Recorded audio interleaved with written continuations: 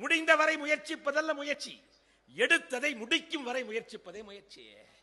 நிறைய பேர் நம்ம என்ன சொல்றோம், சார் பார்க்கலாம் சார் பார்க்கலாம்னா முடியவே முடியாது. நிறைய பேர் என்ன காரணத்தை கட்டிட்டு அழுகிறோம். ஒருத்தர் 10வது ஃபெயில் ஆயிட்டான், ஏண்டா ஃபெயில் ஆனின்னு கேட்டேன், என்ன சொல்லியிருப்பான்? என்ன சொல்லுவானுங்க? டீச்சர் ஒழுங்கா பாடம் நடத்தல சார், நான் ஒழுங்கா படிக்கலாம் மேல வந்திருப்பான்.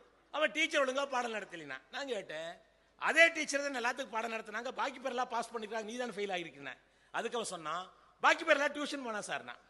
நான் சொன்னேன், நீ டியூஷன் போனதை நான் பார்த்தேன். என்ன பாக்கி பேர்லாம் முதல்ல இருந்து போனா சாக போற நேரத்தில் போனா எப்படி பாஸ் பண்ண முடியும்னா?